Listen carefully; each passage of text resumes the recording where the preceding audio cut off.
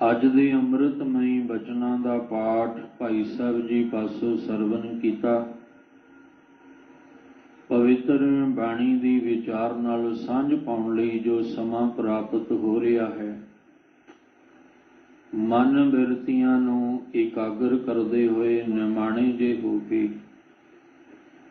चबर छतर तखत दे मालक धन गुरु ग्रंथ साहिब महाराज जी दे पावन चरनां विच जुड़न दा यतन करिए।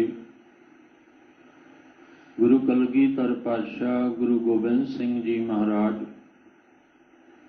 अमृतमई बचनां राहीं जो सानू मनुखी दुनियावी जीवां नूं समझाउणा चाहुंदे ने, एक मन एक चित हो के समझण दा यतन करिए जी। वाहिगुरु साहिब जी। एक ओंकार सत गुर प्रसाद, तव प्रसाद सवैये पातशाही दसवीं।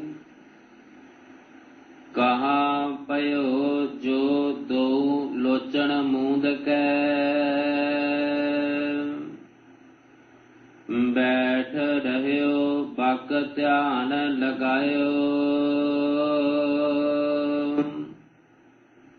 नहात फिरयो लिए सात समुंदरन, लोक गयो परलोक गवायो।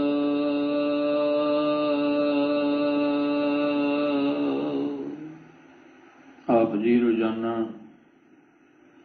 इस अस्थान तो अमृतमई बाणी दी विचार दे नाल जुड़दे आ रहे हो। तब प्रसाद सवैये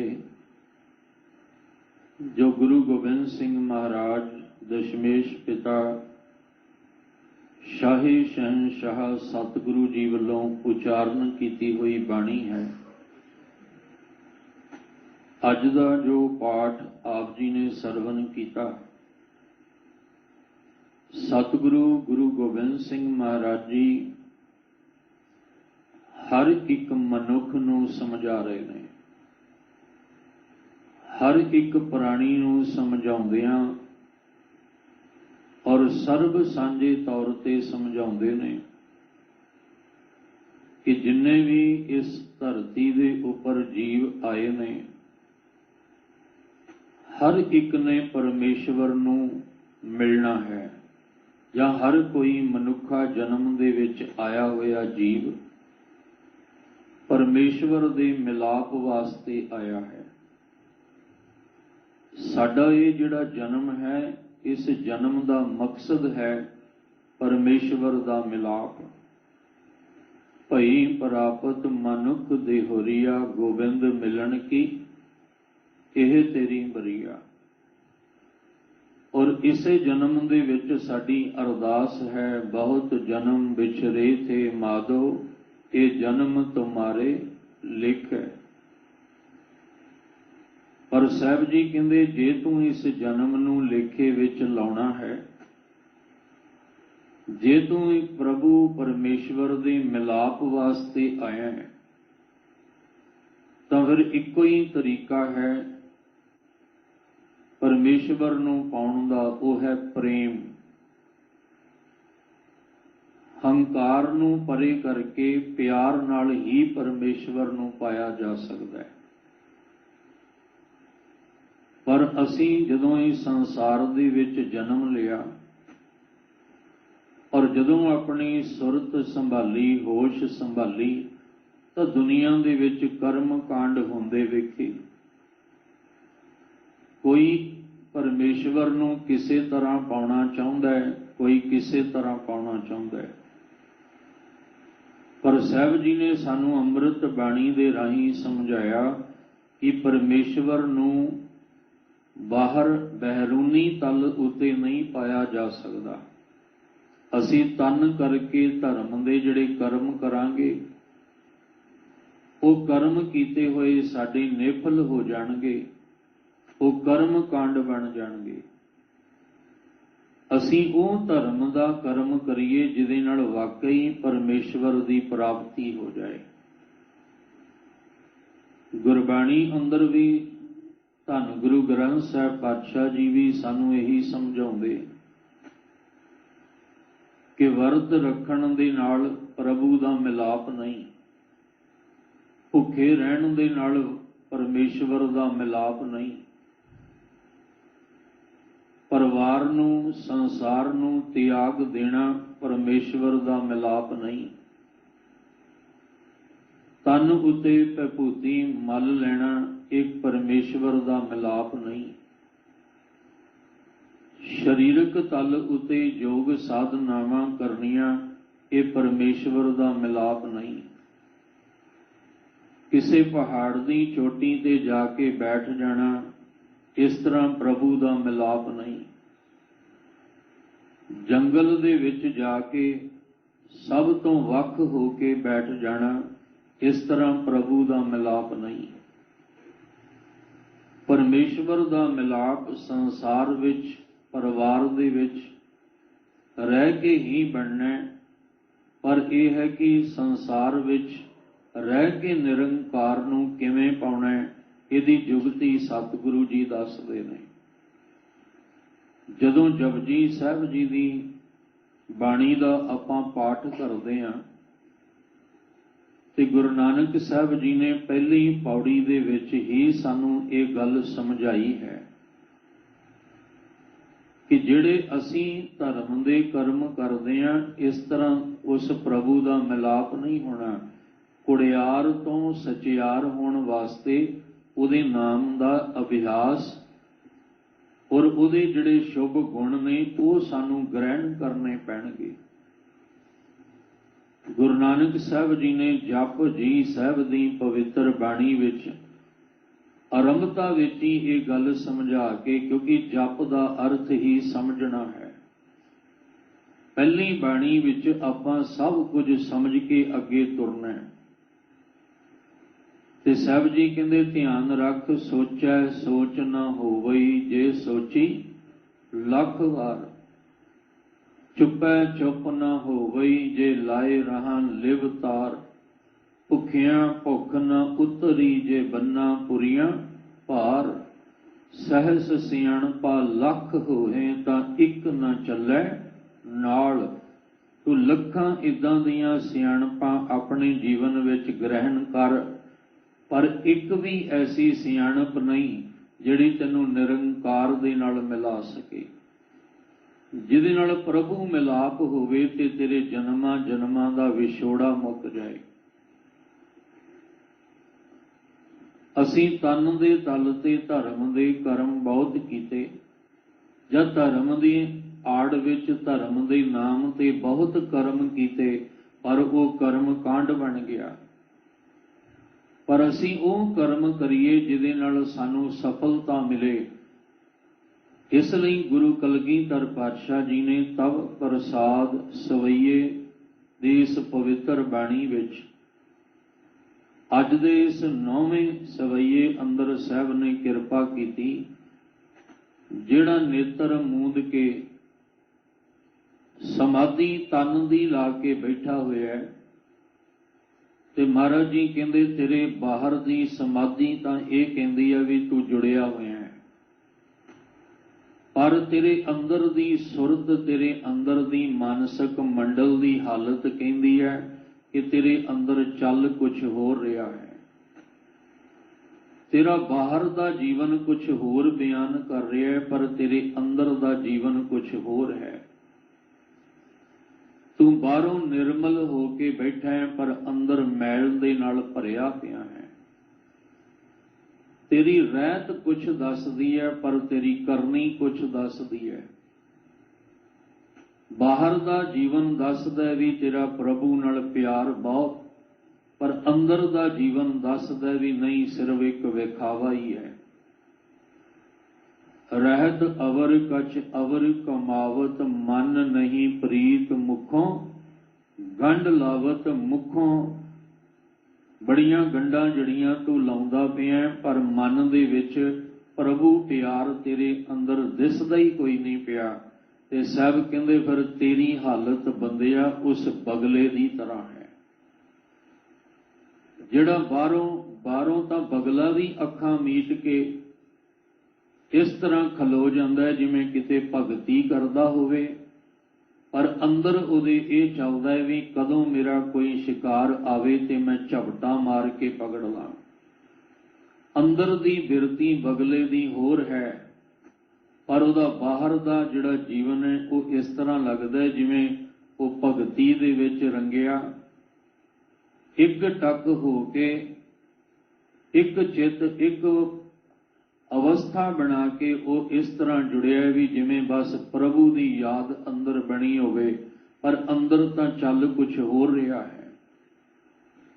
ਇਸ ਲਈ ਬਗਲ ਸਮਾਧੀ ਦਾ ਜ਼ਿਕਰ ਵੀ ਕੀਤਾ ਗਿਆ ਵੀ ਇਹਨੂੰ ਬਗਲ ਸਮਾਧੀ ਕਹਿੰਦੇ ਆ, ਵੀ ਸਮਾਧੀ ਤਾਂ ਲਾਈ ਹੈ ਪ੍ਰਭੂ ਦੇ ਨਾਮ ਦੀ, ਪਰ ਹੈ ਬਗਲ ਕਹਿੰਦੇ ਬਗਲੇ ਦੀ ਸਮਾਧੀ ਦੀ ਤਰ੍ਹਾਂ ਕਿ ਬਾਹਰ ਕੁਛ ਹੈ ਤੇ ਅੰਦਰ ਕੁਛ ਹੈ।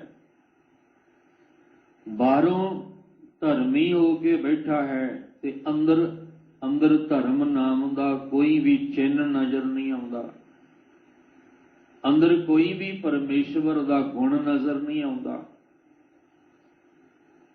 ਕਈਆਂ ਦੀ ਹਾਲਤ ਹੁੰਦੀ ਹੈ ਕਿ ਅੰਦਰ ਨਾਮ ਦੀ ਕਮਾਈ ਨਹੀਂ, ਪ੍ਰਭੂ ਪਿਆਰ ਨਹੀਂ, ਪਰਮੇਸ਼ਵਰ ਦੇ ਨਾਮ ਦਾ ਸਿਮਰਨ ਨਹੀਂ, ਪਰ ਉਹ ਹੰਸਾਂ ਨੂੰ ਤਰਦਿਆਂ ਵੇਖ ਕੇ ਚਾਉ ਪੈਦਾ ਕਰਕੇ ਤਰਨ ਦੀ ਜਾਚ ਸਿੱਖਦੇ ਜ਼ਰੂਰ ਨੇ, ਵੀ ਤਰਨਾ ਚਾਹੁੰਦੇ ਨੇ, ਪਰ ਹੁੰਦਾ ਕੀ ਹੈ ਉਹ ਬਗਲਾ ਚੱਲਿਆ ਤੇ ਹੰਸ ਦੀ ਚਾਲ ਸੀ, ਪਰ ਉਹਨੂੰ ਚੱਲਣਾ ਨਹੀਂ ਆਇਆ ਤੇ ਉਸੇ ਹੀ ਪਾਣੀ ਦੇ ਵਿੱਚ ਕਹਿੰਦੇ ਨੇ ਫਿਰ ਡੁੱਬ ਗਿਆ, ਭਾਵ ਸਿਰ ਥੱਲੇ ਤੇ ਲੱਤਾਂ ਉੱਪਰ।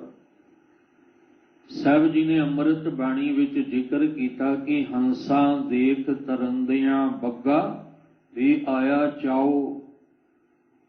ਹੰਸਾਂ ਨੂੰ ਦੇਖ ਕੇ ਭਾਵ ਗੁਰਮੁਖਾਂ ਨੂੰ ਨਾਮ ਦੀ ਕਮਾਈ ਕਰਦਿਆਂ ਵੇਖ ਕੇ ਮਨਮੁਖਾਂ ਨੂੰ ਵੀ ਚਾਉ ਪੈਦਾ ਹੋ ਗਿਆ। ਹੁਣ ਉਹ ਰੀਸ ਕਰਨ ਲੱਗ ਪਏ ਵੀ ਅਸੀਂ ਵੀ ਹੰਸ ਬਣਨਾ ਹੈ, ਪਰ ਹੰਸ ਬਣਨ ਵਾਲੀ ਬਿਰਤੀ ਵੀ ਅੰਦਰ ਚਾਹੀਦੀ ਹੈ। ਗੁਰਮੁਖ ਬਣਨ ਵਾਸਤੇ ਅੰਦਰ ਗੁਰਮੁਖ ਵਾਲਾ ਗੁਣ ਵੀ ਚਾਹੀਦਾ ਹੈ। ਸਿਰਫ ਪਹਿਰਾਵਾ ਨਹੀਂ, ਪਹਿਰਾਵਾ ਤੇ ਮਨਮੁਖ ਵੀ ਪਾ ਕੇ ਕਹੇਗਾ ਮੈਂ ਗੁਰਮੁਖ ਹਾਂ। ਮਨਮੁਖ ਬੰਦਾ ਵੀ ਧਰਮ ਦੇ ਅਸਥਾਨ ਤੇ ਆ ਕੇ ਦਾਅਵਾ ਕਰੇਗਾ ਵੀ ਮੇਰੇ ਤੋਂ ਵੱਡਾ ਕੋਈ ਵੀ ਧਰਮੀ ਨਹੀਂ, ਪਰ ਸਾਹਿਬ ਕਹਿੰਦੇ ਤੇਰਾ ਇਹ ਦਾਅਵਾ ਝੂਠਾ ਹੈ, ਕਿਉਂਕਿ ਤੂੰ ਅੰਦਰੋਂ ਕੁਝ ਹੋਰ ਤੇ ਬਾਹਰੋਂ ਕੁਝ ਹੋਰ ਹੈ। ਇਹ ਵੀ ਗੱਲ ਆਪਾਂ ਜਪਜੀ ਸਾਹਿਬ ਦੀ ਬਾਣੀ ਵਿੱਚ ਸਮਝ ਕੇ ਆਏ ਹਾਂ।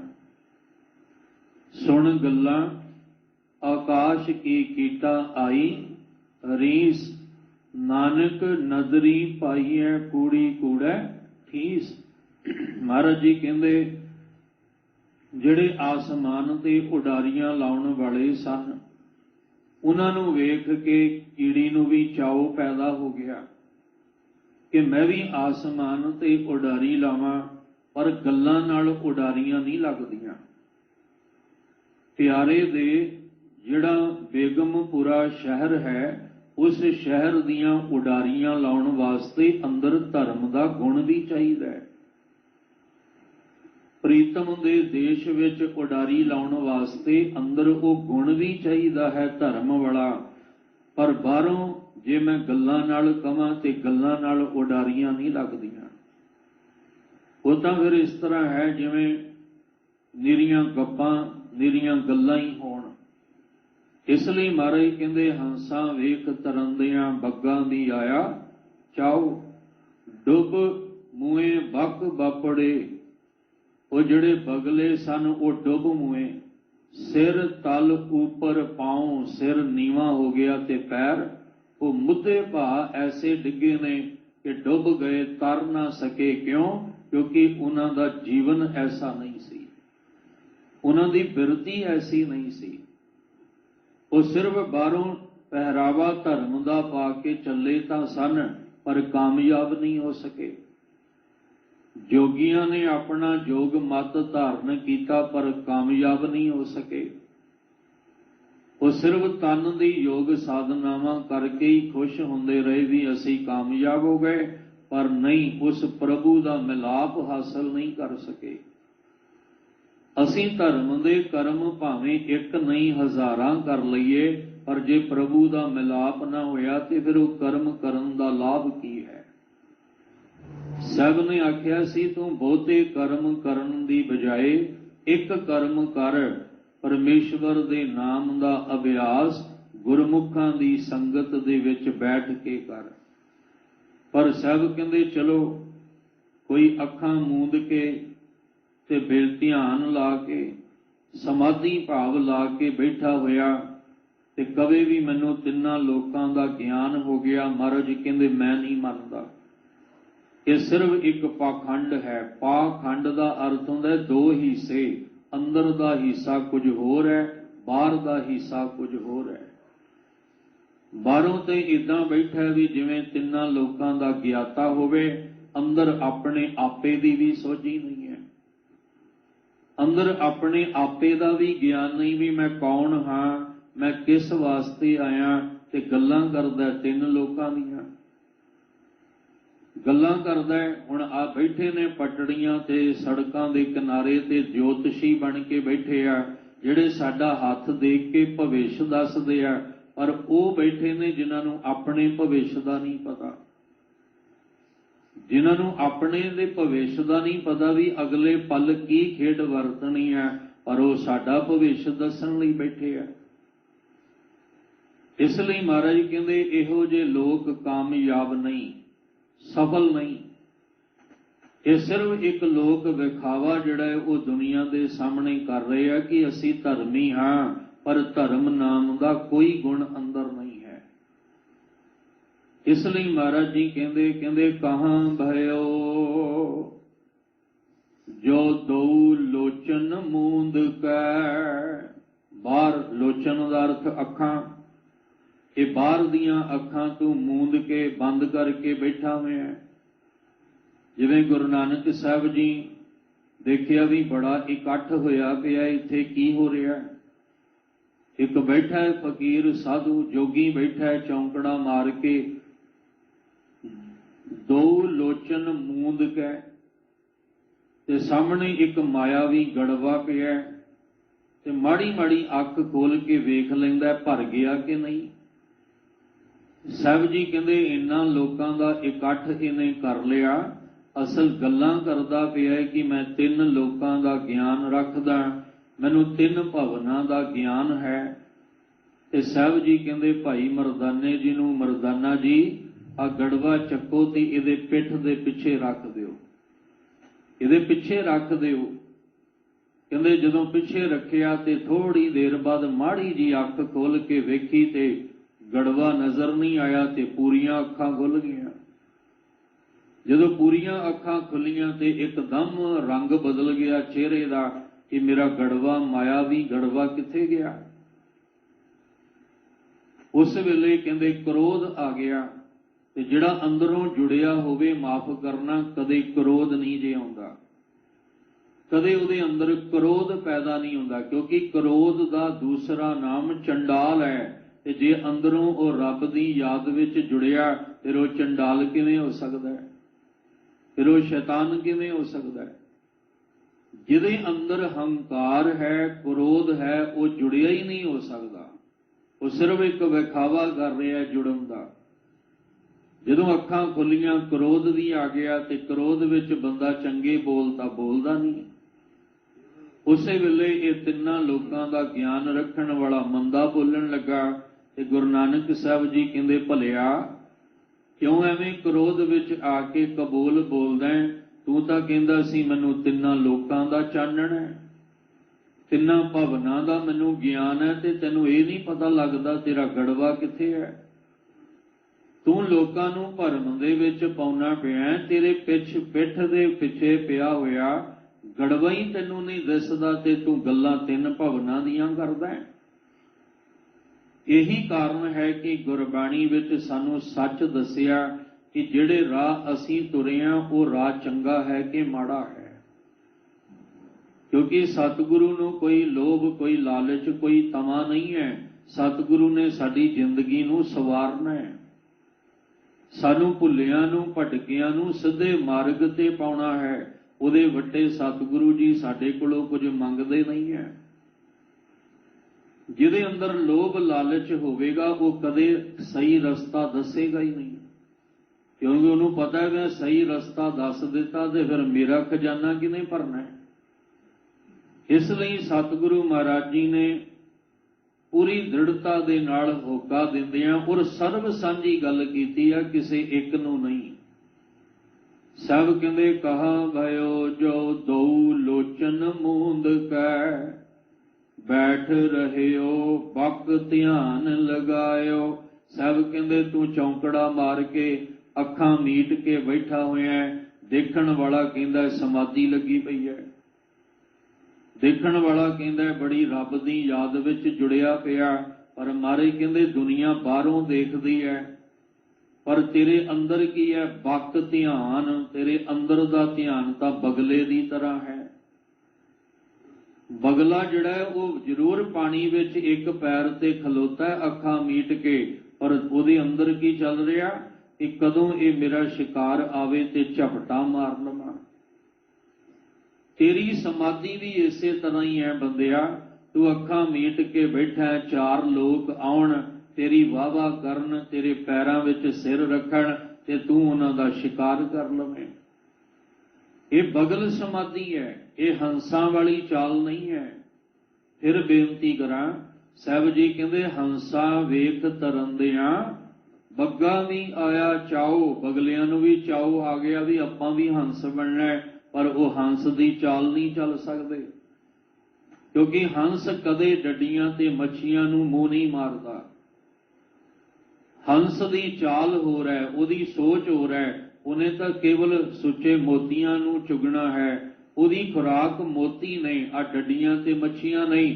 और हंस एक सरोवर ते नजर आएगा, थां थां ते नहीं। बगला तुहानूं किते भी बैठा नजर आ जाएगा। बगले अक्सर आपां वेखदे ही हां, पर हंस किसे किसे नूं दिखाई दिंदा है। क्यों? क्योंकि उहदी अवस्था होर है, ते इस बगले दी अवस्था होर है। महाराज कहंदे एवें धर्म दा दी आड़ विच बगल समाधि ला के बैठा होया, की होया? जे कोई अखां मीट के समाधि ला के बैठा होवे ते मैं उहनूं कामयाब नहीं समझदा। गुरु साहब कहंदे मैं उहनूं परमेश्वर नाल जुड़िया नहीं समझदा, उहदे अंदर तां हजे विकार ने, उहदे अंदर तां हजे अवगण ने, उहदे अंदर तां हजे बुराइयां ने, वासनावां ने। ते जिहदे अंदर वासनावां होण, बुराइयां होण, वो परमेश्वर नाल जुड़िया होएगा, ते जिहड़े वाकई सच्चे ने उन्हां दी हालत फिर की होएगी? यही कारण है कि दो अवस्थावां ने गुरमुख ते मनमुख दियां। गुरमुख लाहा लैके जांदा है, मनमुख अपना मूल गवा के जांदा है, क्योंकि जिहड़ा मनमुख है वो बगला है, गुरमुख हंस है। असीं अपनी बिरती पर जिद्दां दी भी है, मायावी जां पदार्थावादी है, आए हां, पर इत्थे आउंदियां आउंदियां एक दिन हंस बन के जाना है।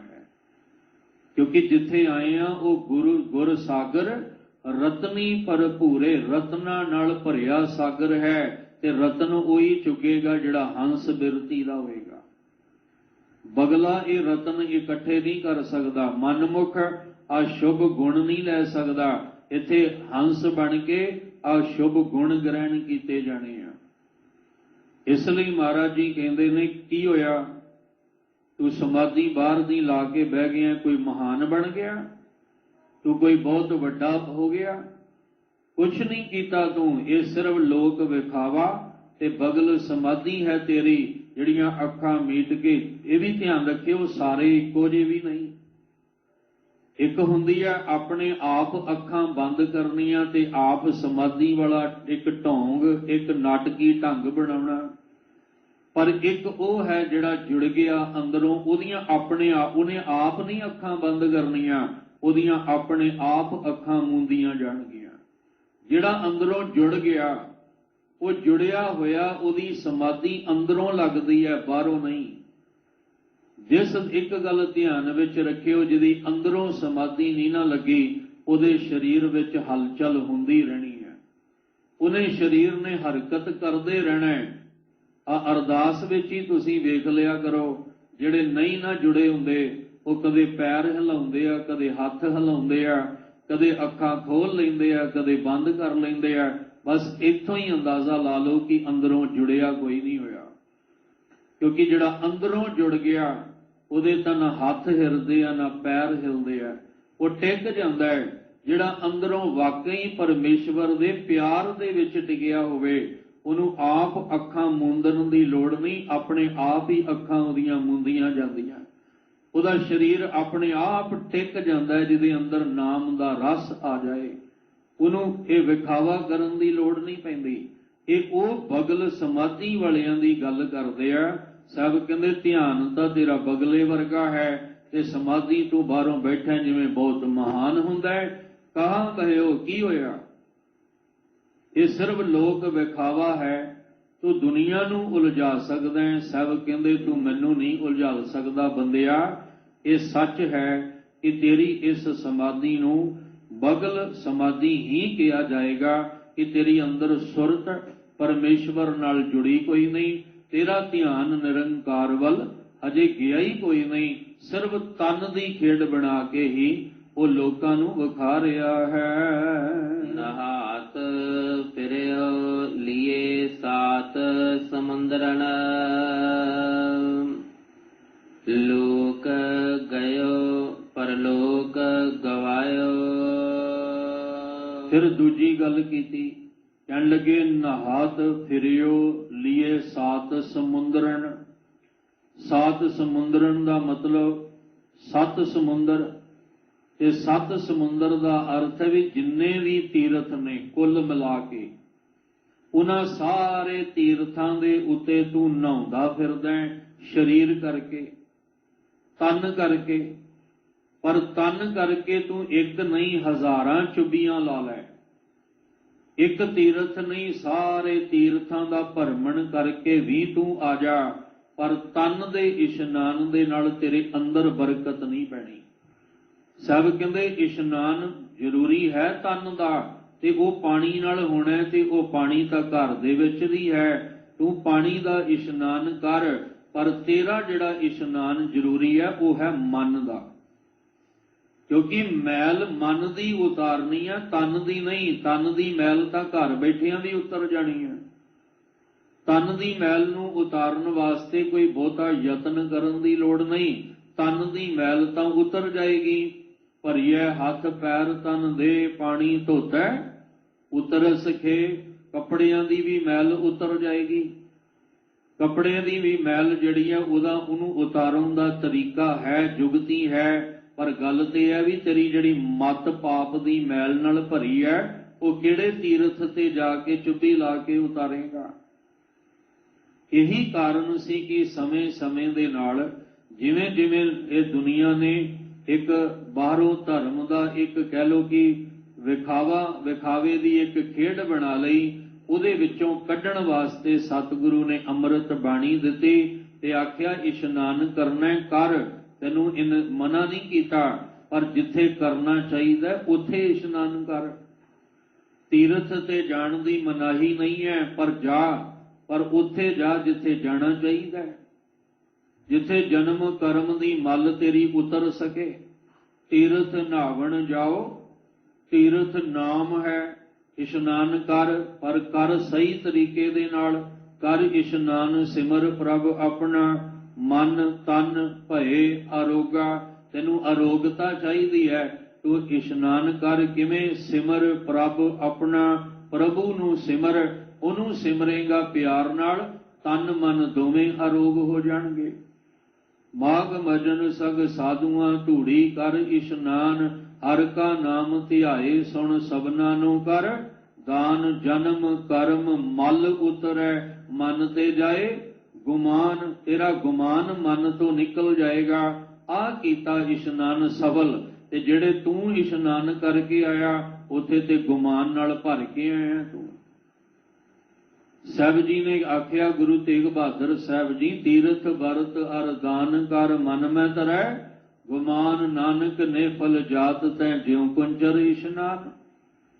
ਇਸ ਲਈ ਮਹਾਰਾਜ ਜੀ ਕਹਿੰਦੇ, ਤੂੰ 7 ਸਮੁੰਦਰਾਂ ਤੱਕ ਇਸ਼ਨਾਨ ਬਾਹਰ ਦਾ ਕਰਦਾ ਫਿਰਦਾ ਹੈ, ਪਰ ਇਹਦੇ ਨਾਲ ਕੀ ਹੋਣਾ? ਤਨ ਧੋਤਾ ਮਨ ਅੱਛਾ ਨਾ ਹੋਏ। ਮਨ ਤੇ ਉਵੇਂ ਦਾ ਉਵੇਂ ਹੀ ਮਲੀਨਤਾ ਨਾਲ ਭਰਿਆ ਹੈ। ਮਨ ਅਸੀਂ 7 ਸਮੁੰਦਰਾਂ ਤੱਕ ਜਾਏ, ਭਾਵ ਕੁੱਲ ਮਿਲਾ ਕੇ ਜਿੰਨੇ ਤੀਰਥ ਹੈ ਸਾਰਿਆਂ ਤੇ ਇੱਕ ਇੱਕ 2-2 ਵਾਰੀ ਜਾਏ, ਪਰ ਹੋਇਆ ਕਿ ਮਨ ਤੇ ਫਿਰ ਕਾਮੀ ਹੈ, ਮਨ ਤੇ ਫਿਰ ਕਰੋਧੀ ਹੈ, ਮਨ ਫਿਰ ਲੋਭੀ ਹੈ, ਮਨ ਦੇ ਵਿੱਚ ਫਿਰ ਹੰਕਾਰ, ਇਹ ਹੰਕਾਰੀ ਹੈ, ਇਹ ਵਿਕਾਰੀ ਹੈ। ਫਿਰ 7 ਸਮੁੰਦਰਾਂ ਤੱਕ ਜਾ ਕੇ ਵੀ ਮਨ ਵਿਕਾਰੀ ਰਹਿ ਗਿਆ, ਫਿਰ ਲਾਭ ਕੀ ਹੋਇਆ? ਫਿਰ ਫਾਇਦਾ ਕੀ ਹੋਇਆ? ਇਸ ਲਈ ਸਾਹਿਬ ਜੀ ਕਹਿੰਦੇ, ਨਹਤ ਫਿਰਿਓ ਲੀਏ 7 ਸਮੁੰਦਰਨ। ਤੂੰ 7 ਸਮੁੰਦਰਾਂ ਤੱਕ ਜਿੰਨੇ ਤੀਰਥ ਹੈ ਤੂੰ ਨਹਾਉਂਦਾ ਪਿਆ ਹੈ, ਸੱਚ ਜਾਣੀ ਤਨ ਕਰਕੇ ਹੀ ਜੇ ਤੂੰ ਇਸ਼ਨਾਨ ਕਰਕੇ ਆਉਂਦਾ ਰਿਹਾ ਤੇ ਫਿਰ ਕਹਿਣਾ ਪਏਗਾ, ਲੋਕ ਗਇਓ ਪਰ ਲੋਕ ਗਵਾਇਓ। ਤੂੰ ਤਾਂ ਲੋਕ ਵੀ ਗਵਾ ਬੈਠਾ, ਭਾਵ ਜਿਹੜਾ ਆ ਤੈਨੂੰ ਸਮਾਂ ਮਿਲਿਆ ਸੀ ਉਹ ਵੀ ਗਵਾ ਲਿਆ। ਤੇ ਜਿਸ ਪਰ ਲੋਕ ਵਿੱਚ ਤੂੰ ਜਾਣਾ ਸੀ ਆਤਮਿਕ ਤਲ ਉਤੇ, ਉਹ ਵੀ ਤੈਨੂੰ ਨਸੀਬ ਨਾ ਹੋਇਆ। ਇਹ ਮਨੁੱਖਾ ਦੇਹੀ ਵਾਲਾ ਜਨਮ ਵੀ ਤੇਰੇ ਹੱਥੋਂ ਲੰਘ ਗਿਆ, ਔਰ ਉਹ ਜਿੱਥੇ ਤੂੰ ਪਹੁੰਚਣਾ ਸੀ ਪ੍ਰਭੂ ਦੇ ਮਿਲਾਪ ਵਿੱਚ, ਉਹ ਵੀ ਤੇਰੇ ਨਸੀਬ ਵਿੱਚ ਨਾ ਆਇਆ। ਫਿਰ ਕੀ ਹੋਇਆ? ਇੱਧਰੋਂ ਵੀ ਗਿਆ ਉੱਧਰੋਂ ਵੀ ਗਿਆ, ਨਾ ਘਰ ਦਾ ਰਿਹਾ ਨਾ ਘਾਟ ਦਾ, ਨਾ ਘਰ ਮਿਲਿਆ ਨਾ ਘਾਟ ਮਿਲਿਆ। ਸਭ ਕਹਿੰਦੇ ਇਹੋ ਜਿਹੇ ਲੋਕ ਵਿਖਾਵੇ ਵਾਲੇ ਧਰਮ ਦੇ ਕਰਮ ਛੱਡ ਕੇ ਅਸਲ ਕਰਮ ਕਰ ਲਓ, ਜਿਹਦੇ ਨਾਲ ਤੁਹਾਡਾ ਲੋਕ ਵੀ ਸੁਖੀ ਹੋਵੇ ਤੇ ਪਰਲੋਕ ਵੀ ਤੁਹਾਡਾ ਸੁਹੇਲਾ ਹੋ ਜਾਏ, ਉੱਥੇ ਵੀ ਸੁੱਖ ਮਿਲ ਜਾਏ ਤੁਹਾਨੂੰ। ਨਹੀਂ ਤਾਂ ਇੱਥੇ ਦੁੱਖ ਕਨੇਰਿਆਂ ਅੱਗੇ ਠਾਉਰ ਨਾ ਠਾਓ। ਇੱਥੇ ਹੀ ਨਹੀਂ ਜ਼ਿੰਦਗੀ ਦੇ ਦੁੱਖ ਮੁੱਕਣੇ ਤੇ ਅੱਗੇ ਥਾਂ ਕੋਈ ਨਹੀਂ ਮਿਲਣੀ। ਇਸ ਵਾਸਤੇ ਸਾਹਿਬ ਕਹਿੰਦੇ, ਆ 2 ਚੀਜ਼ਾਂ ਜਿਹੜੀਆਂ ਮੈਂ ਵੇਖੀਆਂ ਨੇ, ਇਹਨਾਂ ਵਿੱਚ ਮੈਨੂੰ ਕਾਮਯਾਬ ਹੁੰਦਾ ਕੋਈ ਨਹੀਂ ਦਿਸਿਆ। ਇਹ ਤਾਂ ਆਪਣੀ ਜ਼ਿੰਦਗੀ ਨੂੰ ਜੂਏ ਦੀ ਤਰ੍ਹਾਂ ਹਾਰ ਕੇ ਗੁਜ਼ਾਰੇ ਨੇ, ਭਾਵੇਂ ਉਹ ਵਕਤ ਧਿਆਨ ਲਗਾਇਓ ਵਾਲਾ ਹੋਵੇ ਤੇ ਭਾਵੇਂ ਉਹ 7 ਸਮੁੰਦਰਾਂ ਤੱਕ ਬਾਹਰ ਦਾ ਇਸ਼ਨਾਨ ਕਰਨ ਵਾਲਾ ਹੋਵੇ। ਮੈਨੂੰ ਇਹਨਾਂ ਵਿੱਚੋਂ ਕੋਈ ਲੋਕ ਤੇ ਪਰਲੋਕ ਨੂੰ ਸਵਾਰਦਾ ਹੋਇਆ ਨਹੀਂ ਦਿਸਦਾ। ਗੁਰੂ ਤੇਗ ਬਹਾਦਰ ਸਾਹਿਬ ਜੀ ਦਾ ਪੁਰਬ ਮਨਾਇਆ ਤੇ ਆਪਾਂ ਵਚਨ ਇੱਕ ਸਾਂਝਾ ਕੀਤਾ ਸੀ। ਸਾਹਿਬ ਕਹਿੰਦੇ, ਚੇਤਨਾ ਹੈ ਤੋ ਚੇਤ ਲੈ, ਨਿਸ ਦਿਨ ਮੈਂ ਪ੍ਰਾਨੀ, ਛਿਨ ਛਿਨ ਆਉਦ ਬਿਹਾਤ ਹੈ, ਫੂਟੇ ਘਟ ਜਿਉ ਪਾਨੀ। ਤੂੰ ਬਾਹਰ ਦੀ ਦੌੜ ਲਾਈ ਹੈ, ਕਿਤੇ ਟਿਕ ਕੇ ਅੰਦਰ ਦੀ ਵੀ ਯਾਤਰਾ ਕਰਨੀ ਸਿੱਖ ਲੈ। ਬਾਹਰ ਦਾ ਇਸ਼ਨਾਨ ਕਰਦਾ, ਕਿਤੇ ਅੰਦਰ ਦਾ ਵੀ ਕਰਨਾ ਸਿੱਖ ਲੈ। ਬਾਹਰ ਦੀਆਂ ਅੱਖਾਂ ਮੀਟਦਾ, ਕਿਤੇ ਮਨ ਦੀਆਂ ਅੱਖਾਂ ਵੀ ਤੂੰ ਜਿਹੜੀਆਂ ਨੇ ਉਹ ਮੀਟਣੀਆਂ ਸਿੱਖ ਲੈ। ਕਿਉਂਕਿ ਅੱਖਾਂ ਜਿਹੜੀਆਂ ਨੇ ਇਹ ਰੱਜਦੀਆਂ ਹੀ ਨਹੀਂ ਦੁਨੀਆ ਦੇ ਰੰਗ ਤਮਾਸ਼ੇ ਵੇਖ ਕੇ। ਅੱਖੀ ਵੇਖ ਨਾ ਰੱਜੀਆਂ ਉਹ ਰੰਗ ਤਮਾਸ਼ੇ।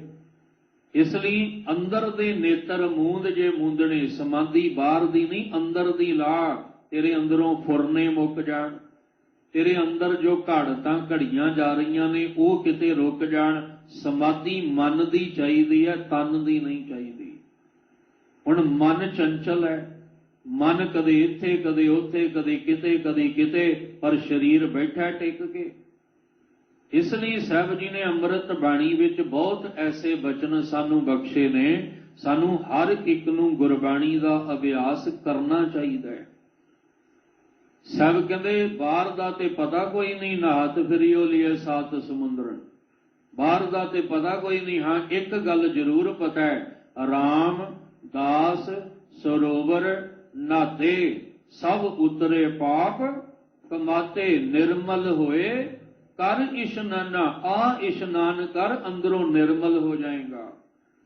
ਆ ਬੜਾ ਇਸ਼ਨਾਨ ਕਰ ਤੇ ਅੰਦਰੋਂ ਪਵਿੱਤਰ ਹੋ ਜਾਏਗਾ। ਤੇਰੇ ਅੰਦਰ ਕੋਈ ਅਵਗਣ, ਕੋਈ ਵਿਕਾਰ ਅੰਦਰ ਰਹਿ ਨਹੀਂ ਜਾਏਗਾ। ਜੇ ਕਿਤੇ ਤੂੰ ਆ ਪਰਮੇਸ਼ਵਰ ਦੇ ਨਾਮ ਦੇ ਸਰੋਵਰ ਵਿੱਚ ਇਸ਼ਨਾਨ ਕਰੇ। ਪਰ ਉਹਦੇ ਲਈ ਤੈਨੂੰ ਮਨ ਨੂੰ ਦਾਸ ਬਣਾਉਣਾ ਪੈਣਾ ਹੈ, ਸੇਵਕ ਬਣਾਉਣਾ ਪੈਣਾ ਹੈ। ਤਾਂ ਜਾ ਕੇ ਇਸ ਸਰੋਵਰ ਵਿੱਚ ਮਨ ਨੇ ਚੁੱਭੀ ਲਾਉਣੀ ਹੈ। ਇੱਥੇ ਹੰਕਾਰ ਨਾਲ ਚੁੱਭੀਆਂ ਨਹੀਂ ਲੱਗਦੀਆਂ, ਇੱਥੇ ਹੰਕਾਰ ਦੇ ਨਾਲ ਇਸ਼ਨਾਨ ਨਹੀਂ ਹੁੰਦਾ। ਆਪਣੇ ਮਨ ਨੂੰ ਦਾਸ ਬਣਾ, ਫਿਰ ਇਹਦੇ ਵਿੱਚ ਇਸ਼ਨਾਨ ਕਰ। ਜਿੰਨੇ ਪਾਪ ਹੁਣ ਤੱਕ ਕਮਾਏ ਆ, ਜਿੰਨੀ ਮੈਲ ਪਾਪਾਂ ਦੀ ਇਕੱਠੀ ਕਰਕੇ ਬੈਠਾ, ਸੱਚ ਜਾਣੀ ਆ ਇਸ਼ਨਾਨ ਨਾਲ ਸਾਰੀ ਮੈਲ ਧੁੱਪ ਜਾਏਗੀ, ਅੰਦਰੋਂ ਪਾਪਾਂ ਦੀ ਮੈਲ ਸਾਰੀ ਨਿਕਲ ਜਾਏਗੀ। ਰਾਮ ਦਾਸ ਸਰੋਵਰ ਨਾਤੇ, ਸਭ ਉਤਰੇ ਪਾਪ ਕਮਾਤੇ। ਰਾਮਦਾਸ ਸਰੋਵਰ ਨੀਕਾ, ਕਹਿਣ ਲੱਗੇ ਆਹ ਸਰੋਵਰ ਜਿਹੜਾ ਰਾਮ ਦਾ ਅਰਥ ਰਮਿਆ ਪਰਮੇਸ਼ਵਰ, ਉਹਦੇ ਨਾਮ ਦਾ ਸਰੋਵਰ ਬੜਾ ਚੰਗਾ ਹੈ। ਤੂੰ ਸੇਵਕ ਬਣ ਕੇ ਆ ਤੇ ਮਨ ਕਰਕੇ ਚੁੰਮੀ ਲਾ ਵੇਰ, ਤੇਰੇ ਜੀਵਨ ਤੇਰਾ ਕੀ ਤੇਰੀ ਪੂਰੀ ਕੁੱਲ ਦਾ ਉਧਾਰ ਹੋ ਜਾਏਗਾ। ਕੁੱਲ ਦਾ ਅਰਥ ਤੇਰਾ ਮਨੁੱਖਾ ਜਨਮ, ਇਹ ਗਿਆਨ ਕਰਮ ਇੰਦਰੇ ਮਨ ਚਿੱਤ ਆਤਮਾ, ਇਹ ਸਭ ਕੁਝ ਤੇਰਾ ਜੀਵਨ ਸਫਲ ਹੋ ਜਾਏਗਾ ਜੇ ਕਿਤੇ ਆ ਇਸ਼ਨਾਨ ਕਰਨ ਦਾ ਤੈਨੂੰ ਤਰੀਕਾ ਆ ਗਿਆ ਤਾਂ।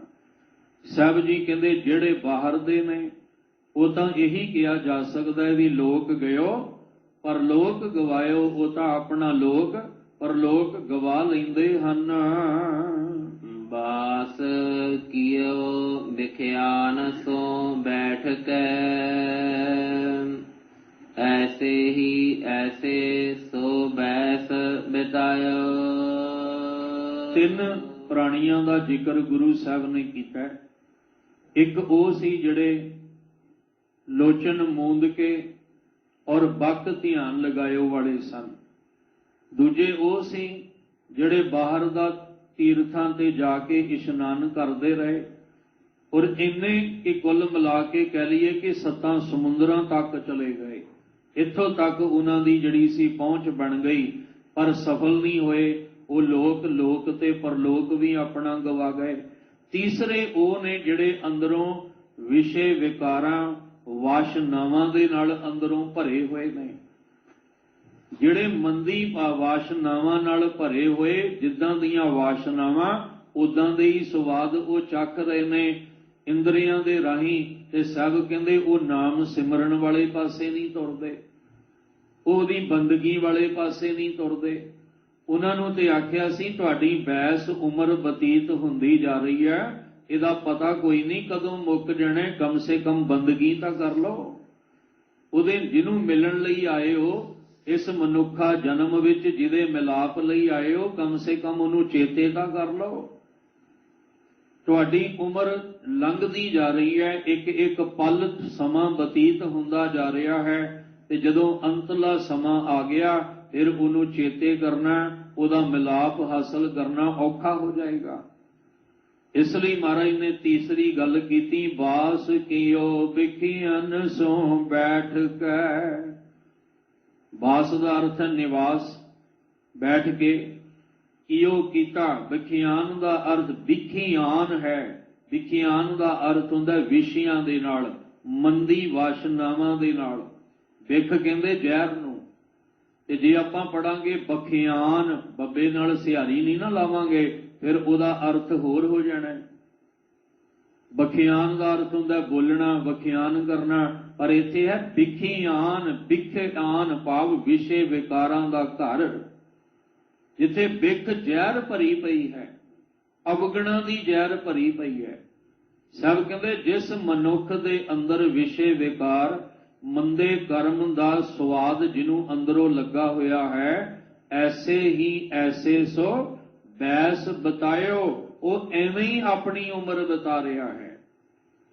ਅਸੀਂ ਇਸ ਮਨੁੱਖਾ ਜਨਮ ਦੇ ਵਿੱਚ ਅਵਗੁਣਾਂ ਦਾ ਸਵਾਦ ਲੈਣ ਨਹੀਂ ਸੀ ਆਏ, ਵਿਸ਼ੇ ਵਿਕਾਰਾਂ ਨੂੰ ਭੋਗਣ ਵਾਸਤੇ ਇਸ ਜਨਮ ਦੇ ਵਿੱਚ ਨਹੀਂ ਸੀ ਆਏ। ਅਸੀਂ ਆ ਜਿਹੜੇ ਵਿਸ਼ੇ ਵਿਕਾਰਾਂ ਦੇ ਸਵਾਦ ਨੇ, ਇਹਨਾਂ ਸਵਾਦਾਂ ਦੇ ਸਵਾਦੀ ਬਣਨ ਨਹੀਂ ਸੀ ਆਏ। ਜੇ ਇਹਨਾਂ ਸਵਾਦਾਂ ਵਿੱਚ ਹੀ ਪਏ ਹੋਏ ਆ ਤੇ ਫਿਰ ਸਾਡਾ ਜਨਮ ਬੇਅਰਥ ਜਾ ਰਿਹਾ ਹੈ। ਅਸੀਂ ਆਏ ਸੀ ਇੱਥੇ ਨਾਮ ਦਾ ਸਵਾਦ ਲੈਣ ਲਈ, ਅਸੀਂ ਆਏ ਸੀ ਨਾਮ ਦਾ ਰਸ ਲੈਣ ਵਾਸਤੇ, ਪਰ ਅਸੀਂ ਮਾਇਆਵੀ ਪਦਾਰਥਾਂ ਦੇ ਰਸ ਇੰਨੇ ਚੱਖ ਲਏ। ਅੱਜ ਵੇਖ ਹੀ ਰਹੇ ਹਾਂ, ਕੋਈ ਐਸਾ ਹੋਏਗਾ ਜਿਹਨੂੰ ਕੋਈ ਰੋਗ ਨਾ ਲੱਗਾ ਹੋਵੇ। ਸੋਚ ਰਿਹਾ ਸੀ ਵੀ ਮਨੁੱਖ ਦੀ ਹਾਲਤ ਕਿੰਨੀ ਮਾੜੀ ਹੋ ਚੁੱਕੀ ਹੈ। किन्नी हालत माड़ी हो चुकी है भी इनू दिता ते अन्न खाण वास्ते सी, पर ये उन्ना अन्न नहीं खांदा जिन्ना दवाइयां खांदा है। जिन्नियां गोलियां इहदे अंदर सवेरे उठदियां बंदा कहंदा कुछ नहीं खाना, पहला 10 गोलियां अंदर जाणगियां फिर मैं कुछ खाण जोगा हो सकदा। आ मनुख की हालत हो गई। ते इहदा कसूरवार कौन है? इहदा कसूरवार भी असी खुद आप हाँ, क्योंकि असी स्वादी इदां दे हो गए, असी चसके इदां दे ला लए। ते साडे चसकियां ने, साडे स्वादां ने सानू इत्थे तक पहुंचा दिता। कोई ऐसा एक अद वो भी शायद ही होवे कि जिन्हों कोई किसी प्रकार का रोग ना लगा होवे, किते चैकअप करवा के वेख लो, हज़ारां बीमारियां निकल आउंदियां।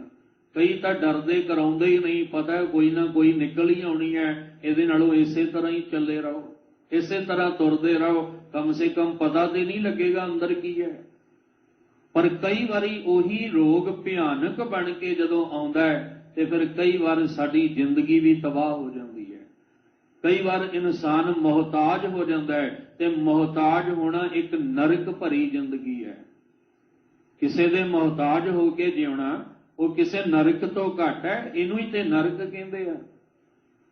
साहब जी कहंदे ने तू एवें ही अपनी जिंदगी चसकियां स्वादां विच बिताई जाना, ये तृष्णा घटा नहीं रहे, तेरी तृष्णा वधा रहे ने। सारी उम्र स्वादां ते चसकियां विच कढ दित्ती, बुढ़ेपा आ गया, नज़र भी कमजोर हो गई, अखां भी कमजोर, ਕੰਨ भी कमजोर, जुबान भी लड़खड़ाउण, हथ पैर भी कंबण लग पे, पर हजे भी स्वाद लेना चाहुंदा है, हजे भी रंग रलियां। ये बाबा फरीद साहब ने कहा ना कि बुढ़ा हुआ शेख फरीद कंबण लगी दे, तेरी देह भी कंबण लग पई, पर हे मन तू हजे भी दुनिया दे रंग मानना चाहुंदा है, हजे भी स्वादां विच हजे भी चसके लेना चाहुंदा है।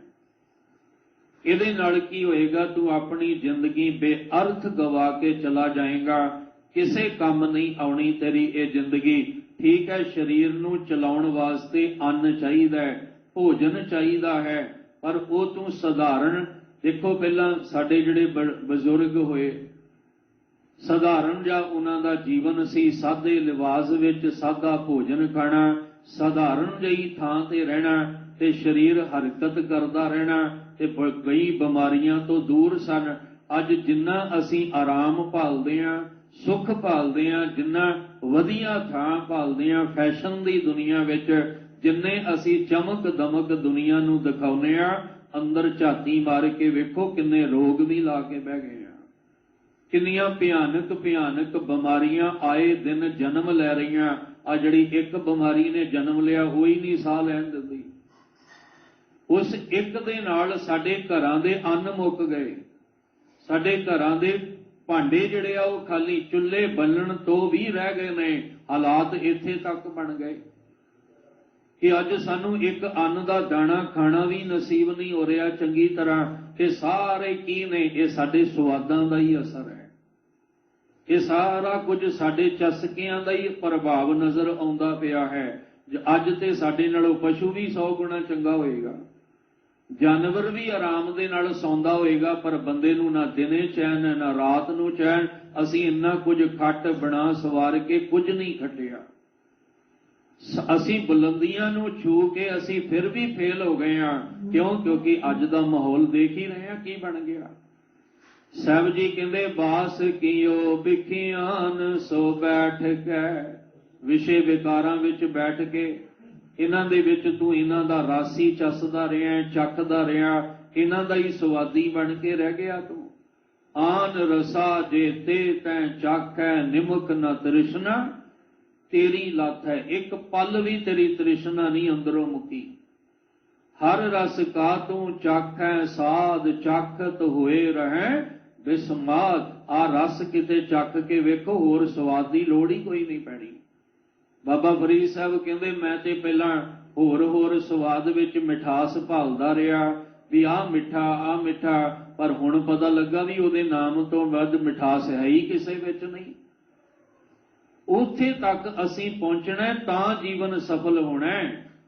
शक्कर खंड निवात गुड़ माखियों माझा दुध सभे वस्तु मिठियां रब ना पूजन तुध। पर साडे स्वाद इदां दे ने, कौड़ी चीज भी मिठी लगदी है। आ जिहड़े नशे करदे आ ना, इन्हां नूं कहो भी खंडे दी पौल, हालांकि खंडे दी पौल मिठी है पर उन्हां नूं कौड़ी लगदी है। ते जिहड़े वो नशे पींदे गट गट करके वो है कौड़े ने पर उन्हां नूं मिठे लगदे ने, उन्हां नूं स्वाद लगदे ने। ते असीं जिंदगी अपनी कित्थों सवार लांगे? असीं अपना घर-बार जीवन सुखी किवें कर लांगे? क्योंकि असीं कौड़े नूं मिठा ते मिठे नूं कौड़ा समझ के चल रहे हैं। असीं अमृत नूं जहर ते जहर नूं अमृत समझ के चल रहे हैं। जिथे सानू सुख आराम मिलना है उत्थों सानू उत्थे आउण नूं चित कोई नहीं करता, ते जिथे साडी जिंदगी दा बैलेंस बिगड़ना है बार बार चित उस पासे नूं भजदा है। साहब कहंदे जे तू इस ढंग नाल भी जी रिहा ना ते बंदिया प्रभु दा मिलाप तां छड़ दे। इस जन्म विच तेरा प्रभु दा मिलाप इन्हां विषे विकारां दे स्वाद चखदिआं नहीं होना। इदां नहीं प्रभु दा मिलाप होना।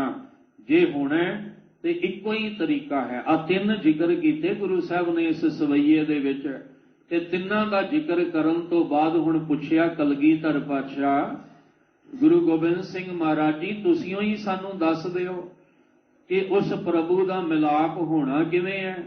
तां सतगुरु महाराज जी नूं जदों पुछिया गया, साच कहो सुन लिहो सबै,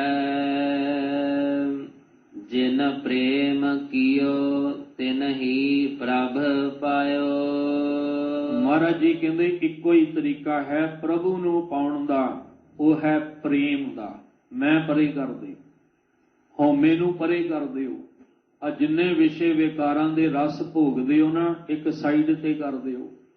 आ जिन्नी अंदर ईरखा नफरत पाल के बैठे हो ना एक पासे कर दिओ। हर एक नाल मुहब्बत करो, हर एक दे नाल प्यार करो। एक बेनती करां, अज जिस समय विचों आपां लंघ रहे हैं ना, अज नफरत दी लोड़ नहीं, अज वितकरे की लोड़ नहीं, अज ईरखा की लोड़ नहीं। अज एक हाथ एक दूजे की बांह पकड़न की लोड़ है। जे रब नूं पाउणा है ना तो आ समा सानू सिखा रहा है भी रब नूं किवें पाउणा है। अज एक दूजे की मदद की लोड़ है, अज एक दूजे की सहायता की एक दूजे नूं लोड़ है। अज एक दूजे की बांह पकड़ के एक दूजे नूं संभालण की लोड़। रब नाल प्यार किवें करिए? गुरु साहब तुसीं तां कहंदे हो चक्कर चेहन अर वर्ण जात अर पात न हिंजे। उहदी तां कोई उहते अलेख है, उहदा ते कोई तस्वीर ही नहीं, चेहरा ही नहीं। असीं किहनूं वेख के प्यार करिए? आ सारी कुदरत ही उहदी है। इस कुदरत नाल प्यार करना सिख लो। रब नाल प्यार है, असीं ते कुदरत नाल खिलवाड़ करके रब नूं पाउणा चाहुंदे हां। इस कुदरत विच असीं आ कुदरत विच की कीता? असीं ते अपने जिहड़े साडे अपने सी ना असीं उन्हां दी भी बेकदरी, घर विच बजुर्गां दी बेकदरी कीती। असीं अपणिआं नूं नाल नफरत करके भरा ने भरा दा कतल कर दिता। ਜ਼ਮੀਨਾਂ ਦੀ ਖਾਤਰ ਵੰਡੀਆਂ ਪਾ ਲਈਆਂ। ਇੱਕੋ ਘਰ ਦੇ ਵਿੱਚ ਨਫ਼ਰਤ ਨਾਲ ਭਰੇ ਪਏ ਆ ਤੇ ਪਾਉਣੇ ਰੱਬ ਨੂੰ ਚਾਹੁੰਦੇ ਆ। ਉਹਦੀ ਕੁਦਰਤ ਨਾਲ ਖਿਲਵਾੜ ਅਸੀਂ ਕੀਤਾ। ਹਲੇ ਹਰਿਆਵਲੀ ਤਾਂ ਅਸੀਂ ਖਤਮ ਕਰ ਦਿੱਤੀ। ਪਾਣੀ ਹਵਾ ਸਭ ਕੁਝ ਦੂਸ਼ਿਤ ਕਰਕੇ ਰੱਖ ਦਿੱਤਾ ਤੇ ਅਸੀਂ ਕਹਿੰਦੇ ਆ ਰੱਬ ਜੀ ਅਸੀਂ ਤੁਹਾਨੂੰ ਮਿਲਣਾ ਚਾਹੁੰਦੇ ਆ। ਤੇ ਰੱਬ ਜੀ ਕਹਿੰਦੇ ਜਿੱਥੋਂ ਮਿਲਣਾ ਸੀ ਉੱਥੇ ਤੇ ਤੂੰ ਉਹਦੇ ਨਾਲ ਤਾਂ ਤੂੰ ਉਹਦਾ ਪਿਆਰ ਤੇ ਸਤਿਕਾਰ ਹੀ नहीं कीता। तू उत्थे दुरवरतों करके मेरे नाल किवें तू मिलना चाहुंदा है? मैनू मिलना है तां प्रेम कर। किहदे नाल? आ कुदरत नाल प्रेम करो। घर विच बैठे वो जिहड़े बजुर्ग ने उन्हां नाल प्रेम करो, अपणिआं नाल प्रेम करो। गुरु अर्जन देव पातशाह जिन्हां दा अज प्रकाश पुरब भी है। सतगुरु जी कहते सबको मीत हम आपन कीना, हम सबना के साजन। असी सारियां नूं अपना बनाया। असी ते नफरत नाल भरे पे हां, ईरखा नाल भरे पे हां। अज लोड़ है एक दूजे दा हथ पकड़ के मदद करन दी लोड़ है। असी हथ छुड़ा के अपना अपना घर भरन ते लगे हुए हां। इदां नहीं रब मिलना। सानू अज दुनिया भर ऑल वर्ल्ड दे विच गल चलदी है कि जिथे लोग लोभी लालची लोग अपना फायदा चुक रहे ने इस समय नू वेख के, उथे गुरु बाबे नानक दे घर दे सिख गुरु का खालसा गलियां महल्लियां बाजारां विच देशां दे विदेशां विच ਉਹ आप गुरु साहब जी की किरपा नाल वंड के छकण ते तुरिया होया। किसी ने पूछया भी ये क्यों, कहंदे सानू सतगुरु ने सिखाया ही ये है। सानू तां नफरत करनी सिखाई नहीं, सानू किसी दे नाल वितकरा करना सिखाया ही नहीं है।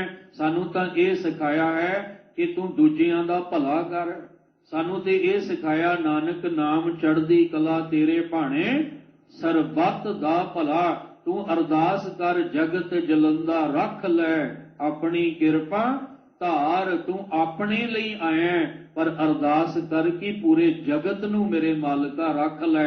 जेड़े अज ये दुखां दी रोगां दी नफरत दी ईरखा दी अग विच सड़ बल रहा है, मेरे सतगुरु जी तू सारियां दा ही भला कर। यह है प्यार, यह है मोहब्बत। असीं ते घर दे विच जिहड़े जी रहिंदे उन्हां नाल नहीं प्यार कर पा रहे ते कुदरत नाल कित्थों करांगे। जिहड़े इक्को ही घर दे विच जी रह रहे आ उन्हां नाल नहीं साडा प्यार ते असीं दुनिया नाल कित्थों पालांगे। पहलां शुरुआत घर तो ही करनी पएगी। जे रब जी नूं पाउणा विचारां बहुत ने पर गुरु अर्जन दे पातशाह दे पुरब वल भी आउणा है। एक एक ते बड़ा बरीकी नाल समझना सी पर समय नूं वेख के आपां चल रहे हां। साहब कहंदे साच कहो, मैं इक्को गल सच्ची कहना चाहुंदा। किनू कह रहे हो? सुन लिहो सब है, सारे ही सुन लो। भावें कोई खतरी अखाउंदा है, भावें ब्राह्मण शूद्र वैश्य अखाउंदा है, भावें कोई अपने आप नूं हिंदू मुसलमान सिख ईसाई अखाउंदा है, भावें किसी भी मुल्क दा अखाउंदा है। मैं सारी दुनिया दे मनुखताई नूं कह रहा, मनुख नूं कह रहा, साच कहो सुन लिहो सबै। सारी दुनिया दे लोको ध्यान ला के सुन लो। जिन प्रेम कियो तिन ही प्रभ पायो। जिन्हें अपने अंदर प्रभु दा प्यार बनाया, हंकार नूं पासे कीता, उस मनु प्रभु नूं उसने पा लिया। जे ईरखा ते नफरत नाल भरे, वासनावां नाल भरे, मंदियां वासनावां दे मंदे चसके लैंदे रहे ते ये लोक गयो पर लोक गवायो वाला हिसाब होना है। जे प्रभु नूं पाउणा चाहुंदे हो ते फिर प्यार मुहब्बत आ वाली अवस्था अपने अंदर बनाओ। ते ध्यान रखियो साडे मंदी वासना ने प्यार शब्द नूं भी मंदा कर दिता, मुहब्बत शब्द नूं भी मैला कर दिता। हुण इत्थों ही हिसाब लाओ असीं किन्ने गंदे हां, साडा दिमाग किन्ना गंदगी नाल भरिया। असीं इश्क शब्द नूं भी मैला कर दिता, जद कि ये सारे शब्द गुरु ग्रंथ साहिब विच ने। इश्क शब्द आशिकी शब्द भी आया ते ये प्यार प्रेम शब्द भी आया। किन्ना पवित्र है पर साडे दिमाग दी गंदगी ने इनू भी मैला कर दिता। ये प्रभु दे मिलाप वास्ते सन शब्द, ये प्यार प्रभु दे मिलाप वास्ते सी। इसलिए साहब कहंदे तुसीं अपने आपे नाल और कुदरत नाल प्यार करो। नफरत मुका के तुसीं हर एक नूं उस परमेश्वर नूं कुदरत दे राही समझो। फिर तुसीं प्रभु नूं उहदे लई तुहानूं मुंदरां पाउण दी लोड़ नहीं, तन ते विभूति मल्लण दी लोड़ नहीं, भुखे रह के वर्त रखण दी लोड़ नहीं, जंगल विच पहाड़ दी चोटी ते जाण दी लोड़ नहीं, परिवार संसार त्यागण दी लोड़ नहीं। बस एक काम करो, सबको मीत हम आपन कीना, हम सबना के साजन। फिर प्यारे प्रभु परमेश्वर की प्राप्ति हो सकती है। यही कारण सी कि धन गुरु अर्जन देव पातशाह ने सानू एक वो अस्थान दिता है जिहड़ा दुनिया भर दे विच उहदी बराबरी कोई नहीं कर सकता। वो है हरमंदर साहिब सचखंड, जो अमृतसर साहिब की धरती ते सानू एक हरी दा घर बना के और 4 दरवाजे ते एक रस्ता रख के आख्या, जे रब नू मिलना है नफरत ईर्ख मिटा के एक राह तुरे आओ। जदों इकत्तर हो के आओगे सच जाणियो हरी दे मंदिर विचों तुहानू उस हरी रब दे दीदार होवणगे। डिठे सबे थाम नहीं तुद जहिया, इहो जा थां नहीं किते मिलदा। जो प्रतख गुरु अर्जन देव पातशाह ने अपनी होंद विच रह के ये सतगुरु ने सानू प्रगट करके ये पवित्र अस्थान बख्शिया। क्यों? क्योंकि जदों गुरबाणी पढ़ते हैं ना ते गुरु अर्जन देव पातशाह जी दे परथाए समझते हैं ते फिर उत्थे सानू ये गल समझ आउंदी है कि तैं जन्मत गुरमत ब्रह्म पछाणिओ। गुरु साहब जी जदों तुहाडा प्रकाश होया, तुसी प्रकाश हुंदियां ही होश संभालदियां ही जन्म तो ही तुसी गुरमत नूं ते ब्रह्म नूं पछाण लिया। उमरां लंघ जांदियां ने सारियां, ना गुरमत समझ आउंदी है ना ब्रह्म समझ आउंदा है। सतगुरु जी तुसी गुरमत ते ब्रह्म नूं जानण वाले, उहदा कारण ये सी कि गुरु साहब जी तुहाडा प्रकाश ही गुरु घर विच ही होया, गुरु नगरी विच होया। क्योंकि तुहाडे नाना जी गुरु अमरदास पातशाह भले अमरदास गुण तेरे तेरी उपमा तोहे बण आवे, जिथे वो निमाणियां नूं मान बख्श रहे ने, निताणियां नूं ताण दे रहे ने, बख्शिशां वरता रहे ने।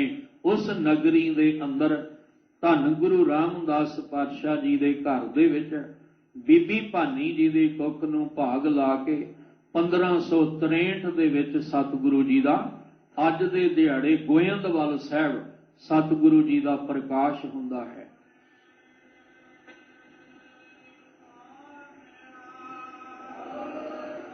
धन धन पिता धन धन कुल धन धन सो जननी जिने गुरु जणिया माए। धन गुरु रामदास जी धन हो, क्योंकि तुहाडे घर पता कौन आया है? गुर अर्जन परतख हर। जे परतख हरि दा मंदिर प्रगट कीता ते किने कीता? जिन्हों परतख हरि दा रूप किया गया कि गुरु अर्जन देव जी तुसी साडे लई परतख हरि हो। क्योंकि जिहड़ा तुहाडे दर ते आउंदा है उहदे दुख भी दूर हुंदे आ। क्योंकि आ कई चंद शब्द ने जिहड़े आपां गुरु साहब दे, वैसे तां 30 रागां विच बेअंत शब्द ने गुरु साहब जी दे, गुरु अर्जन देव पातशाह जी दे, पर कुछ शब्द सानू कंठ ने जिहड़े असीं सुनने भी चाहुंदे आ, असीं उहनूं पढ़ना रिपीट भी करना चाहुंदे आ।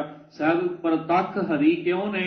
क्योंकि तुसीं परतख हरि दा रूप कह रहे हो। औखी घड़ी ना देखण देई अपना बिरद संभाले, हाथ दे रखै अपने को सास सास परत पाले। तुसी कह रहे हो जिसकै सिर ऊपर तू स्वामी सो दुख कैसा पावै। बोल ना जाने माया मद माता मरना चीत न आवे। मेरे राम राय तू संता का संत तेरे, तेरे सेवक को भौ किछ नाही जम नहीं आवे। नेरे तुसी कह रहे हो सतगुरु जी ताती वाऊ न लग गई, पार ब्रह्म शरनाई चौ गिरद हमारे रामकार दुख लगे ना भाई। हर प्राणी सुखमनी साहब दी बाणी दा पाठ करना चाहुंदा है, और भावें वो किसे धर्म वर्ग दा होवे। वो कहंदे कई ऐसे साडे मुसलमान वीर ने, वो कहंदे सानू सुकून ही बड़ा मिलदा है ये बाणी दा पाठ करके।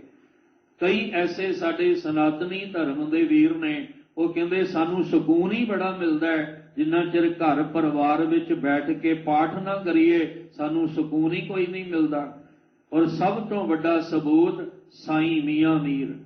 गुरु पुछ के वेखो साईं मियां मीर तुहाडा अपना रुतबा बड़ा वड्डा है, इन्ने उच्चे रुतबे ते बैठे हो लाहौर दी धरती ते कि दिल्ली दा बादशाह भी जदों आवे पहला तुहानू मिलण वास्ते आउंदा है।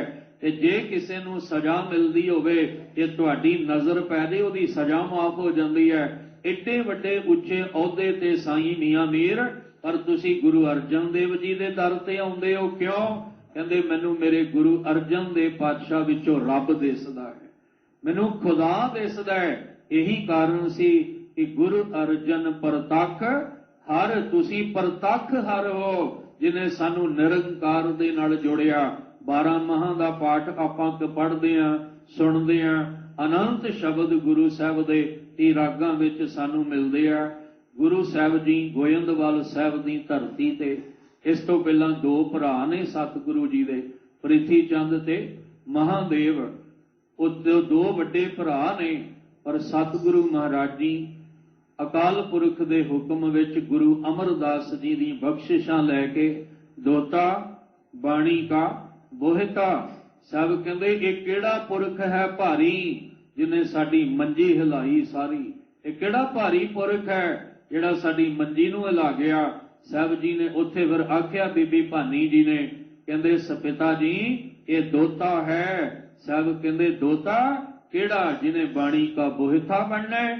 ਉਹ ਬਖਸ਼ਿਸ਼ਾਂ ਦਿੱਤੀਆਂ ਸੀ ਗੁਰੂ ਅਮਰਦਾਸ ਪਾਤਸ਼ਾਹ ਨੇ।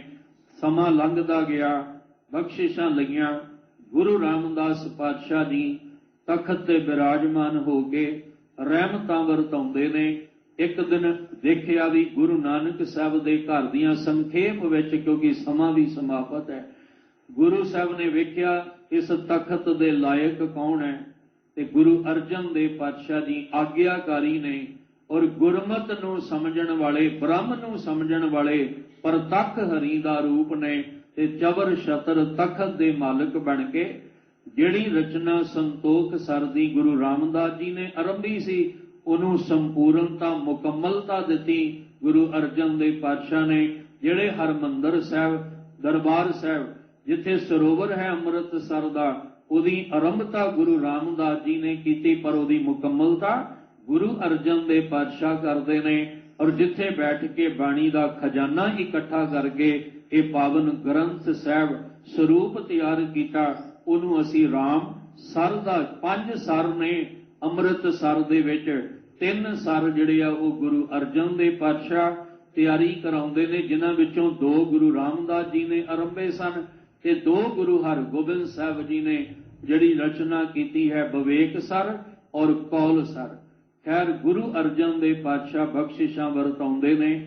ਤਰਨ ਤਾਰਨ ਸਾਹਿਬ ਵਰਗੇ ਪਵਿੱਤਰ ਅਸਥਾਨ ਸਾਨੂੰ ਬਖਸ਼ੇ ਨੇ। ਔਰ ਜਿੱਥੇ ਗੁਰੂ ਹਰਗੋਬਿੰਦ ਸਾਹਿਬ ਦਾ ਪ੍ਰਕਾਸ਼ ਹੁੰਦਾ ਹੈ, ਉਹ ਛੇਹਰਟਾ ਸਾਹਿਬ, ਉਹ ਅਸਥਾਨ ਸਾਨੂੰ ਗੁਰੂ ਸਾਹਿਬ ਨੇ ਬਖਸ਼ਿਆ। ਸਭ ਤੋਂ ਵੱਡੀ ਗੱਲ ਕਿ ਸਾਨੂੰ ਗੁਰਬਾਣੀ ਦਾ ਖਜ਼ਾਨਾ ਗੁਰੂ ਸਾਹਿਬ ਨੇ ਦਿੱਤਾ ਹੈ। ਆਖਿਆ ਸੱਚ ਜਣਿਓ ਇੰਨੀ ਕੁ ਠੰਡ ਵਰਤਾਉਂਦੀ ਆ ਬਾਣੀ ਕਿ ਤੁਹਾਨੂੰ ਨਾ ਬਾਹਰੋਂ ਸੇਕ ਲੱਗਣ ਦੇਗੀ, ਨਾ ਅੰਦਰ ਤੁਹਾਨੂੰ ਵਿਸ਼ੇ ਵਿਕਾਰਾਂ ਦਾ ਸੇਕ ਲੱਗਣ ਦੇਗੀ। ਸਤਿਗੁਰੂ ਜੀ ਇਹਦਾ ਵੀ ਪ੍ਰਤੱਖ ਪ੍ਰਮਾਣ। ਮਹਾਰਾਜ ਕਹਿੰਦੇ ਹਾਂ, ਕਿਉਂਕਿ ਸਾਈਂ ਮੀਆਂ ਮੀਰ ਕਹਿੰਦੇ ਹੁੰਦੇ ਸਨ ਕਿ ਮਹਾਰਾਜ ਬਾਣੀ ਪੜ੍ਹ ਕੇ ਆਨੰਦ ਤੇ ਬੜਾ ਆਉਂਦਾ, ਪਰ ਅਰਥ ਕਈ ਵਾਰੀ ਸਮਝ ਨਹੀਂ ਆਉਂਦੇ। ਤਨ ਮਨ ਕਾਟ ਕਾਟ ਸਭ ਅਰਪੀ ਵਿੱਚ ਅਗਨੀ ਆਪ ਜਲਾਈ, ਕੋਈ ਇੰਨੇ ਵੀ ਪਿਆਰ 'ਚ ਰੰਗ ਸਕਦਾ ਹੈ। ਮਹਾਰਾਜ ਕਹਿੰਦੇ ਕੋਈ ਨਹੀਂ, ਪ੍ਰਤੱਖ ਪ੍ਰਮਾਣ ਦੇਾਂਗੇ। ਤਤੀ ਤਵੀ ਤੇ ਬੈਠੇ, ਉਬਲਦੇ ਪਾਣੀ ਵਿੱਚ ਬੈਠੇ ਸਤਿਗੁਰੂ ਜੀ ਸਾਈਂ ਮੀਆਂ ਮੀਰ ਨੂੰ ਕਹਿੰਦੇ ਆ, ਆਹ ਹੈ ਗੁਰਬਾਣੀ ਦੀ ਬਖਸ਼ਿਸ਼। ਇੰਨੀ ਕੋ ਠੰਡ ਵਰਤਾਉਂਦੀ ਆ, ਇਹਨੂੰ ਹਿਰਦੇ ਵਿੱਚ ਵਸਾ ਕੇ ਵੇਖੋ। ਹਿਰਦੇ ਸਦਾ ਲਈ ਠੰਡ ਜਿਹੜੇ ਨੇ ਠਰ ਜਾਣਗੇ। ਤੁਹਾਡੇ ਅੰਦਰ ਵਿਕਾਰਾਂ ਦੀ ਅੱਗ ਮੱਠੀ ਪੈ ਜਾਏਗੀ। ਇਸ ਲਈ ਸਤਿਗੁਰੂ ਨੇ ਸਾਨੂੰ ਬਾਣੀ ਦਾ ਖਜ਼ਾਨਾ ਦਿੱਤਾ, ਰਹਿਮਤਾਂ ਵਰਤਾਈਆਂ। ਔਰ ਜਦੋਂ ਅਸੀਂ ਉਸਤਤ ਕਰਦੇ ਆ ਨਾ, ਤੇ ਇਹੀ ਕਹਿੰਦੇ ਆ, ਜਬ ਲਓ ਨਹੀਂ ਭਾਗ ਲਿਲਾਰ ਉਦੈ, ਤਬ ਲੋ ਭਰਮਤੇ ਫਿਰਤੇ ਬਹੁ ਧਾਇਓ। ਕਲ ਘੋਰ ਸਮੁੰਦਰ ਮੈਂ ਬੂਡਤ ਥੇ, ਕਬ ਹੂੰ ਮਿਟ ਹੈ ਨਹੀਂ ਰੇ ਪਛਤਾਇਓ। ਤਤ ਵਿਚਾਰ ਯਹ ਮਥਰਾ, ਜਗ ਤਾਰਨ ਕੋ ਅਵਤਾਰ ਬਣਾਇਓ। ਜਪਿਓ ਜਿਨ ਅਰਜਨ ਦੇਵ ਗੁਰੂ, ਫਿਰ ਸੰਕਟ ਜੋਨ ਗਰਭ ਨਾ ਆਇਓ। ਜਿਨ੍ਹਾਂ ਨੇ ਤੁਹਾਡਾ ਆਸਰਾ ਲੈ ਕੇ ਅਕਾਲ ਪੁਰਖ ਨੂੰ ਜਪਿਆ, ਉਹ ਗਰਭ ਜੋਨ ਤੋਂ ਛੁਟਕਾਰਾ ਪਾ ਜਾਂਦਾ ਹੈ। ਐਸੇ ਦੀਨ ਦਿਆਲ ਧੰਨ ਗੁਰੂ ਅਰਜਨ ਦੇਵ ਪਾਤਸ਼ਾਹ ਜੀ ਦੇ ਪ੍ਰਕਾਸ਼ ਪੁਰਬ ਦੀਆਂ ਆਪ ਸਮੁੱਚੀ ਸੰਗਤਾਂ ਨੂੰ ਗੁਰਦੁਆਰਾ ਦੁੱਖ ਨਿਵਾਰਨ ਸਾਹਿਬ ਸਮੁੱਚੀ ਪ੍ਰਬੰਧਕ ਕਮੇਟੀ ਵੱਲੋਂ ਬਹੁਤ ਬਹੁਤ ਆਪ ਜੀ ਨੂੰ ਵਧਾਈਆਂ। ਜਿਸ ਸਤਿਗੁਰੂ ਜੀ ਨੇ ਸਾਨੂੰ ਬਾਣੀ ਦਾ ਖਜ਼ਾਨਾ ਦੇ ਕੇ ਗੁਰੂ ਗ੍ਰੰਥ ਸਾਹਿਬ ਜੀ ਨਾਲ ਜੋੜਿਆ, ਅਸੀਂ ਅੰਮ੍ਰਿਤ ਬਾਣੀ ਦਾ ਅਭਿਆਸ ਕਰੀਏ, ਸੰਗਤ ਕਰੀਏ, ਨਫ਼ਰਤ ਮਿਟਾਈਏ ਔਰ ਸਾਰੇ ਇੱਕ ਰਾਹ ਚੱਲ ਕੇ ਹਰੀ ਮੰਦਰ ਵਿੱਚ ਆਪਣੀ ਥਾਂ ਬਣਾਈਏ। ਉਹ ਤਾਂ ਹੋਏਗਾ ਜੇ ਗੁਰੂ ਅਰਜਨ ਦੇਵ ਪਾਤਸ਼ਾਹ ਤੁਹਾਡੀ ਆ ਦਿੱਤੀ ਬਾਣੀ ਦਾ ਖਜ਼ਾਨਾ ਸਾਡੇ ਹਿਰਦੇ 'ਚ ਵਸੇਗਾ। ਐਸੇ ਸਤਿਗੁਰੂ ਦੇ ਚਰਨਾਂ 'ਚ ਜੁੜ ਕੇ ਅਸੀਂ ਕੁਦਰਤ ਨਾਲ, ਕੁਦਰਤ ਦੇ ਜੀਆਂ ਨਾਲ ਪਿਆਰ ਕਰਕੇ ਰੱਬ ਜੀ ਨੂੰ ਪਾ ਸਕਦੇ ਹਾਂ। ਜਪਿਓ ਜਿਨ ਅਰਜਨ ਦੇਵ ਗੁਰੂ, ਜਪਿਓ ਜਿਨ ਅਰਜਨ ਦੇਵ ਗੁਰੂ।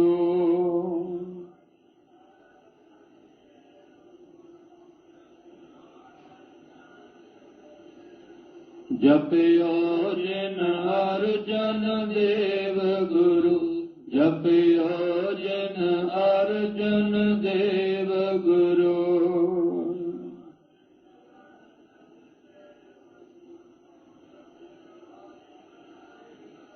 ਫਿਰ ਸੰਕਟ ਜੋਨ ਗਰਭ ਨ ਆਇਓ, ਫਿਰ ਸੰਕਟ ਜੋਨ ਗਰਭ ਨ ਆਇਓ।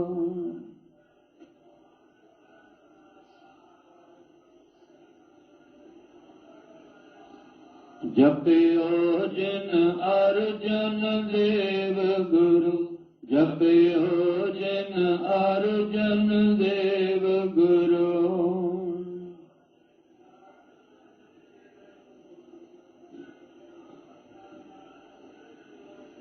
ਸਤਿਗੁਰੂ ਜੀ ਸਭਨਾ ਤੇ ਰਹਿਮਤ ਕਰਨ। ਜੋ ਗੁਰੂ ਸਾਹਿਬ ਨੇ ਉਪਦੇਸ਼ ਦਿੱਤਾ ਹੈ ਉਹਨੂੰ ਆਪਣੇ ਹਿਰਦੇ 'ਚ ਵਸਾਈਏ ਤਾਂ ਕਿ ਲੋਕ ਸੁਖੀਏ, ਪਰਲੋਕ ਸੁਹੇਲੇ ਨਾਨਕ ਹਰਿ ਪ੍ਰਭ ਆਪੇ ਮਿਲੇ ਜੀਵਨ ਬਣ ਸਕੇ। ਅੱਜ ਦੀ ਵਿਚਾਰ ਕਰਦਿਆਂ ਬੇਅੰਤ ਭੁੱਲਾਂ ਹੋਈਆਂ ਨੇ, ਸਤਿਗੁਰੂ ਜੀ ਬਖਸ਼ ਦੇਣ। ਅੱਗੇ ਤੋਂ ਮੇਰ ਦਾ ਹੱਥ ਰੱਖਣ, ਬਾਣੀ ਬਾਣੀ ਦੇ ਧਾਰਨੀ ਨਿਤਨੇਮੀ ਬਣਾ ਕੇ ਸਾਨੂੰ ਇਹ ਸੁੱਖ ਖੁਸ਼ੀਆਂ ਦੀਆਂ ਦਾਤਾਂ ਬਖਸ਼ਣ।